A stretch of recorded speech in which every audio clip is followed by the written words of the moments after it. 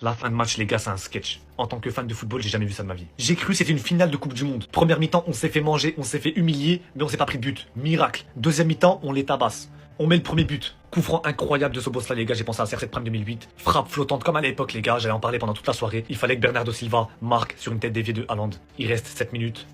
Et Alisson il sort. Penalty. C'est parti jusqu'à la 104e minute, mais les gars, c'est parti en couille. C'est parti en freestyle. Corner pour Liverpool. Alisson qui monte. On n'a plus de gardien pendant 5 minutes. Parce que City a la balle, mais Alisson il veut pas retourner dans ses cages, les gars. Ça veut dire on a joué sans gardien. Profondeur. Cherki qui tire. Ce poste là qui tire le maillot de Haaland. Il prend un rouge. C'est n'importe quoi. Je comprends plus rien, les gars. Je vous jure, c'était un film. C'était un film. Là, on a assisté à un sketch, les frères. Je sais même pas quoi en penser. On n'est même pas dans le top 4. Et même si on gagnait, on n'allait même pas être dans le top 4. Les gars, c'est une saison plus que catastrophique. On a perdu 3-0 à l'aller.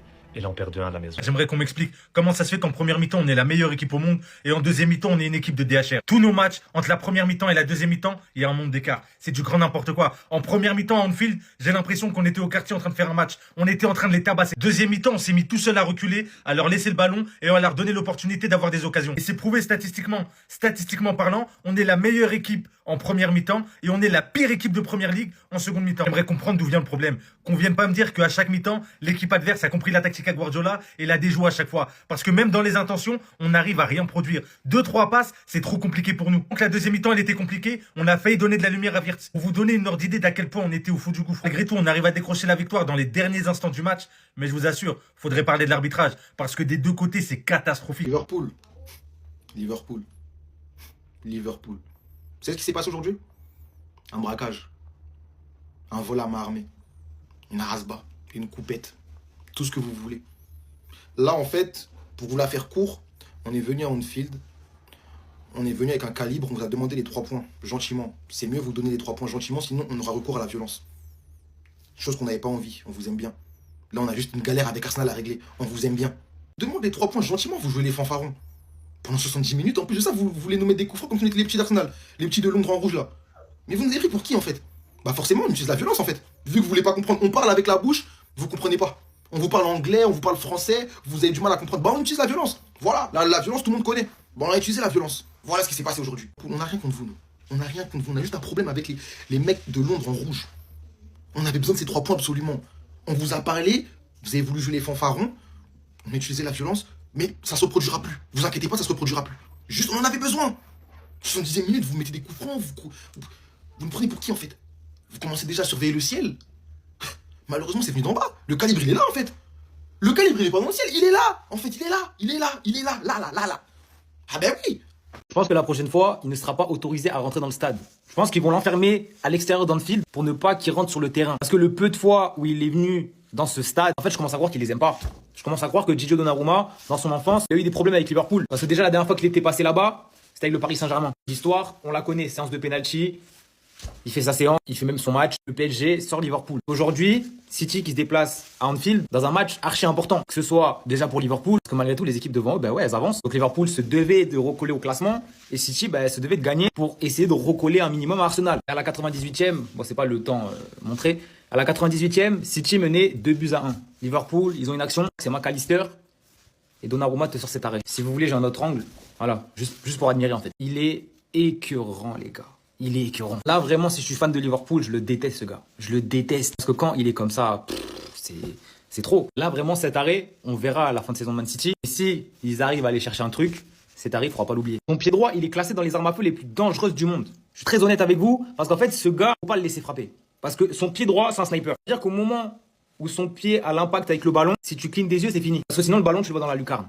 C'est comme ça que ça se passe. Déjà que Szoboszlai, on parle certainement de l'un des meilleurs tireurs de penalty. Je pense que dans le monde, aujourd'hui, actuellement, on parle du meilleur tireur de coup franc. En fait, ce gars, sur coup de pied arrêté, c'est quoi son problème?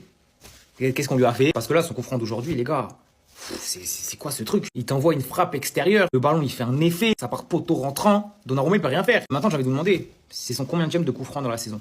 C'est quoi, son 4e peut-être? Il en a mis un face à Marseille, il en a mis un aujourd'hui. Face à Arsenal, il en a mis un aussi. Enfin, c'est choquant. Et quand je vois ça, je me dis, putain, mais Juninho à l'époque, ça devait être n'importe quoi. Un coup franc, ça devait être un danger, pas possible. Parce que là, Szoboszlai, il est très très fort. Et actuellement, c'est certainement le meilleur au monde. Mais il a même pas un dixième du niveau de Juninho sur coup franc. Il y a des gens qui m'ont juré que Hugo Ekitike était le meilleur joueur du monde. Les gars, comment vous dire que c'est là que je me rends compte que je discute avec des fous. Parce qu'il y a des individus, leur sensibilité footballistique, elle est vraiment pas pareille que tout le monde. Le match que Ekitike m'a pondu aujourd'hui, je crois que je préfère les pénaltys de Mbappé, en fait. Waouh! Waouh, il a fait quelques bonnes déviations, mais quand il décide d'être nul, c'est vraiment 90 minutes en mode. Waouh! Que les choses soient bien claires, c'est la dernière fois qu'on me dit de telles inepties. Parce que Hugo Ekitike peut être un très bon joueur, mais lorsqu'il décide d'être nul, c'est trop. Et pour être un joueur excellent, il faut que même quand tu décides d'être nul, tu sois au-dessus de la moyenne. Mais là, lui, quand il décide d'être nul, il s'est abusé. Bref, c'était ces joueurs de Brésil. Dites-moi ce que vous avez pensé du match d'Ekitike. Bah. Jamais Manchester City ne meurt jamais. Et cet homme, Pep Guardiola, ne meurt jamais. Quel revirement de situation encore. Comment vous pouvez me dire que vous n'aimez pas ce championnat? Alors que City a dominé la première période, la deuxième était totalement à l'avantage de Liverpool. On n'a plus reconnu City, se sont fait manger dans tous les duels. Comme cette deuxième mi-temps contre Tottenham et comme la plupart des deuxièmes mi-temps de City depuis un moment. Mais finalement, le mental du champion, le mental du conquérant, le mental qui n'a pas voulu laisser filer la première ligue, alors qu'ils étaient à deux doigts. Et un City qui, juste après le coup franc, le missile de Szoboszlai, s'est remise en marche. La déviation d'Erling Haaland pour trouver Bernardo Silva, égaliser à un but partout, et ensuite avoir la force mentale de continuer à faire le jeu, jusqu'à permettre avec cette action de Matheus Nunes où il arrive en avance sur Alisson, d'obtenir un penalty pour Erling Braut Haaland, qui a trouvé le meilleur match pour se relancer. Un but, une passe décisive, et surtout, encore des espoirs de titre pour Manchester City sur la pelouse de Liverpool, habituellement une bête noire de Guardiola.